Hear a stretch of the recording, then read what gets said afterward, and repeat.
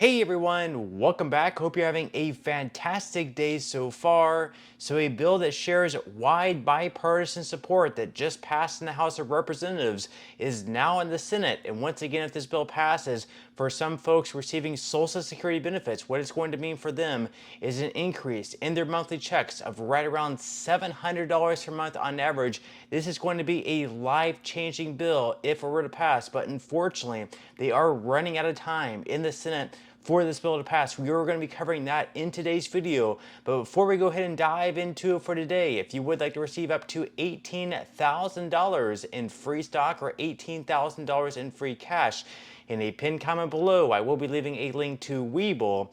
All you have to do is once you click on that link is just sign up for a free account and then simply deposit at least $100. At that point in time, Webull will be sending you 6 free stocks worth all the way up to $18,000. And if you'd rather just have the cash, all you have to do is once you receive the free stocks, is just sell them for what they're worth and then transfer the cash value right back to your bank account. Okay, so diving right into it for today, once again, the House of Representatives recently passed with wide bipartisan support a bill called the Social Security Fairness Act. In this bill, it would repeal 2 different measures. It would repeal the windfall elimination provision. It would also repeal the government pension offset. Now, both of these provisions punish those and the spouses of those who worked in the public sector and therefore are receiving a pension, but also worked another job where they actually paid payroll taxes and money into the Social Security Trust Fund. So therefore they are entitled to Social Security benefits, but simply because they are receiving that pension, their Social Security benefits are actually reduced much more than if they were not receiving that pension. So they are saying that they are being unfairly punished just because they're receiving the pension as well. They're not receiving as much Social Security benefit as what they are entitled to. Now, once again, this bill did pass in the House of Representatives. It passed with a wide bipartisan support. It had Republicans backing it, it had Democrats backing it, and it still does in the Senate. Right now in the Senate, there's actually 63 sponsors or co-sponsors. They need at least 60 yes votes, so it does have more than enough support for it to pass. It just comes down to whether or not Senate Majority Leader Chuck Schumer actually decides to put this bill on the floor for a vote, and if those who are a co-sponsor or a sponsor of this bill would still vote yes, it would definitely pass onto Joe Biden's desk to be signed into law. But unfortunately, they are running out of time because the Senate is only going to be in session in Washington, D.C. for just a few more days this year. Once they go home for this year, they are going to be starting a new Congress, and with that new Congress, they would have to restart the process all over again. The bill in these past 2 years would be declared dead. They would have to once again introduce this bill, and it would once again have to pass in the House. They would have to go through all this process again, something they definitely do not want to do. So we're going to be looking into this article here by USA Today. They say that pressure is mounting for the Senate to vote on a bill that could return Social Security benefits public sector workers feel that they're entitled to. The Social Security Fairness Act, which would eliminate the windfall elimination provision, or WEP for short, and the government pension offset, or GPO for short, was passed by the U.S. House in November and has been awaiting a Senate vote. The bill must be voted on by year end or it dies, as I was just explaining. Now, the WEP and GPO reduce Social Security benefits for certain retirees who also receive pension income. Together, the WEP and GPO affect nearly 3 million Americans, including police officers, firefighters, postal workers, and public school teachers. Knowing the deadline is fast approaching, many public sector workers and senators are pleading for the Senate to bring the act for a vote. In the past few weeks, Senators Ed Markey, a Democrat, Bill Cassidy, a Republican, Sherrod Brown, a Democrat, and Susan Collins, a Republican, have either made impassioned speeches on the Senate floor or written letters. Public sector workers from across the nation plan to rally at the Capitol on December 11th in just a couple of days. Now, how exactly do the GPO and the WEP lower benefits? I've sort of explained that a little bit earlier, but we are going to be covering that once again in this article. So they say that the windfall elimination provision reduces Social Security for those who receive so-called non-covered pension income from jobs typically public sector roles that didn't contribute Social Security payroll taxes, the reduction can be significant, up to half the pension amount. And the government pension offset, on the other hand, reduces survivor or spousal benefits if a person's pension is non-covered. GPO affects fewer people, but it cuts the Social Security benefit by 2/3 of the pension amount. If 2/3 of your government pension is more than your Social Security benefit, your benefit could actually be reduced all the way down to zero. Now, according to FedWeek, actually the windfall elimination provision on average, just because it's there, actually reduces benefits by right around $320. Once again, that's the average. Some people it's actually more, some people it's a little bit less.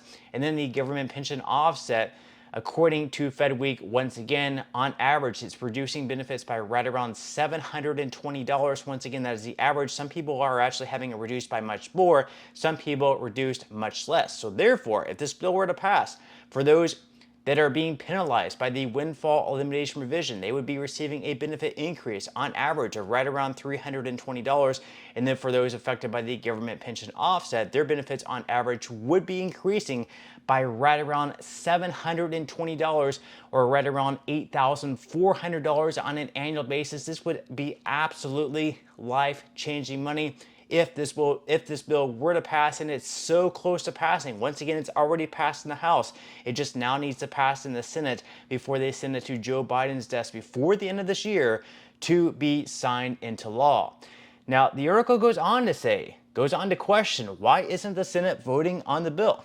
Well, the Social Security Fairness Act does have 62 bipartisan Senate sponsors, more than the 60 votes needed to be filibuster-proof and pass the legislation, so people want to know what's the holdup. Senator Angus King, who is an independent, told USA Today he's heard the bill doesn't have enough votes to pass. There's been talk that some Republican senators may have backed away, he said, although the handful of senators who responded to USA Today queries said they remain committed to the bill. So basically, Angus King is saying here that even though they have 62 co-sponsors, plus the original sponsor of the bill, that makes 63 in total, even though we have more than 60 there, he believes that some Republicans, or maybe even some Democrats, are now backing away from the bill. And even though they are a co-sponsor, maybe they won't actually vote yes whenever the time comes, if the time comes, to put this bill on the floor for a vote. Now, they go on to say their reports have suggested that some senators may be worried about cost. The Social Security Fairness Act would cost $196 billion over the next decade, hasten Social Security's insolvency by about 6 months, and increase the automatic benefit cuts when they occur, said the bipartisan nonprofit Committee for a Responsible Federal Budget. Representative Garrett Graves, who co-sponsored the House bill that has passed, has said that he believes the Senate's slow roll is intended to kill the bill. So basically, Garrett Graves believes the whole reason they haven't voted on this yet is they want to kind of slow things down and then just eventually not actually vote on it and just hope that the American public forgets about this bill. And then the bill dies and they have to restart it once again in 2025, and they sort of rinse and repeat this whole process. Now, King has said that he does remain hopeful that the bipartisan bill will get attached to a must-pass spending bill like the National Defense Reauthorization Act and pass. He said, "I'd give that better than even odds," and a spokesperson for Senate Majority Leader Chuck Schumer responded late Sunday to USA Today, saying that the act is a high priority to get done this year. So apparently, according to Chuck Schumer's team, this bill is actually a high priority to get done. Well, if it's such a high priority, I'm not sure why they haven't voted on it yet. Once again, this is a bill that did pass in the House of Representatives back in November, and here we are on December 9th. Several weeks have passed since that bill has passed in the House, and it doesn't seem like it's really that big of a priority if they still have not voted on it, at least at this point in time. Now, we do have some people taking to Twitter. We have Representative Clay Higgins, for example, saying that these 62 senators, including Chuck Schumer, co-sponsored the Social Security Fairness Act, and that basically we need to be contacting them, letting them know to put pressure on Schumer to put this bill on the floor for a vote. And up on the screen, you can see all the senators who co-sponsored this bill. We have Republicans, we have Democrats, and then we also have Bill Cassidy taking to X as well, saying repeal WEP and GPO now. I've demanded Chuck Schumer hold a vote that's passed the Social Security Fairness Act today. Leave your thoughts and comments below. Do you have faith that Chuck Schumer is actually going to put this bill on the floor for a vote? And do you also have faith that if he does so, that they will vote yes, that we'll have enough yes votes to make sure that this bill passes? Leave your thoughts and comments below. But that's all we have for today's video, and I will see you in the next one.